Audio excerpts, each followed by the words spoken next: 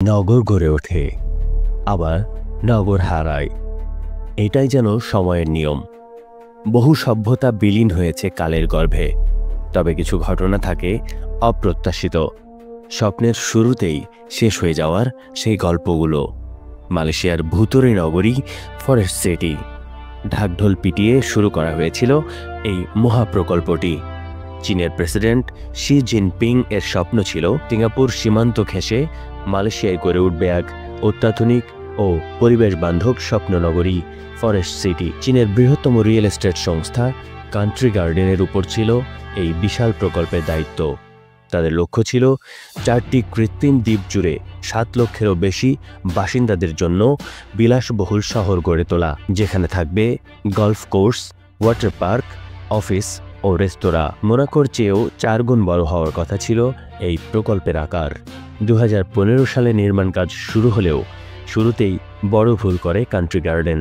তাদের দাবি ছিল এটি মধ্যবিত্তদের জন্য বানানো হচ্ছে, অথচ অ্যাপার্টমেন্টের দাম ছিল সাধারণ মালয়েশীয়দের ক্রয় ক্ষমতার বাইরে। জোহর বাহরুর মতো প্রধান শহরে যেখানে অ্যাপার্টমেন্টের গড় মূল্য $1,41,000, সেখানে ফরেস্ট সিটির গড় মূল্য দাঁড়ায় প্রায় $1.14 মিলিয়ন। এর পরিণতি হয়েছে ভয়াবহ। প্রায় $100 বিলিয়ন বিনিয়োগের এই প্রকল্পে মাত্র 15% বাসিন্দা পাওয়া গেলেও বাকিটা ফাঁকা পড়ে আছে।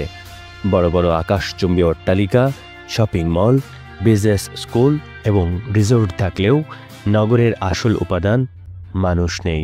জনশূন্য এই প্রকল্পটি এখন তাই ঘোস্ট টাউন বা ভুতুরে শহরের তকমা পেয়েছে।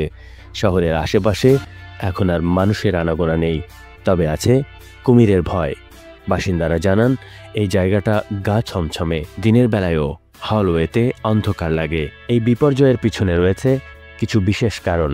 বড় রিয়েল এস্টেট ডেভেলপারদের উপর বেইজিংয়ের কড়াকড়ি, তৎকালীন মালয়েশিয়ার প্রধানমন্ত্রী মাহাথির মোহাম্মদের চীনা ক্রেতাদের জন্য ভিসা সীমিত করা, দুর্বল অর্থনীতির সাথে করোনার আঘাত, সব মিলিয়ে $100 বিলিয়ন বিনিয়োগের এই ফরেস্ট সিটি এখন পুরোপুরি ভূতের দখলে যাওয়ার অপেক্ষায়।